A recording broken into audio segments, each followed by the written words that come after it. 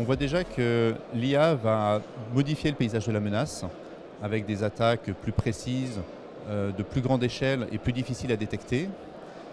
Et il faut donc qu'on arrive à protéger, à utiliser la même technologie pour protéger les infrastructures, protéger les utilisateurs et à inclure l'IA dans une stratégie de cybersécurité globale.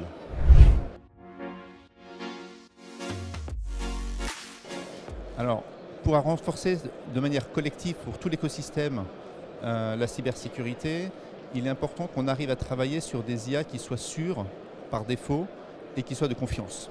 Et donc pour ça, on est en train de travailler sur des cadres de sécurité. Google en a publié un récemment, le Secure AI Framework.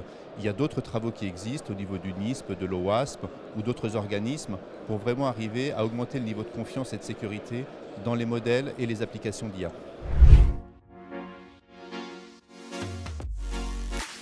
Alors je ne sais pas si ce sont des mesures simples.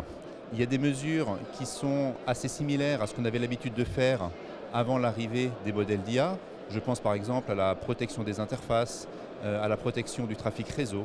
Et il y a ensuite des mesures qui sont vraiment spécifiques à la protection des systèmes d'IA, protéger les IA contre les injections de prompts, bien sûr protéger les données, on pense aux données d'entraînement, mais il ne faut pas oublier aussi les données de test, et protéger bien sûr l'infrastructure sous-jacente qui va porter et qui fait tourner ces modèles.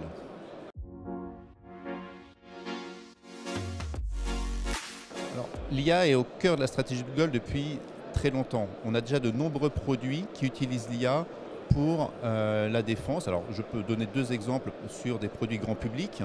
Par exemple, la messagerie Gmail.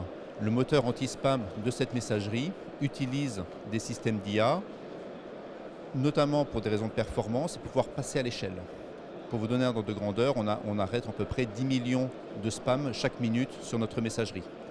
Le navigateur Chrome, pour sa fonctionnalité de navigation sécurisée, utilise aussi des modèles d'IA. Et bien sûr, nous embarquons des fonctionnalités d'IA dans les produits que nous donnons également aux entreprises pour qu'elles puissent se protéger, pour mieux détecter les menaces, pour avoir des premières compétences de rétro-ingénierie ou avoir des aides à la décision dans des playbooks de réponse à incidents. Alors sur ce côté-là, nous travaillons donc sur des cadres de sécurité. Nous travaillons aussi à la formation de Red Team IA. Alors en interne pour nos propres modèles, bien sûr, nous avons formé une Red Team dédiée à cette technologie d'IA. Et puis nous proposons des publications pour aider les entreprises aussi à structurer ce type d'équipe en interne pour pouvoir monter en compétence sur ces technologies.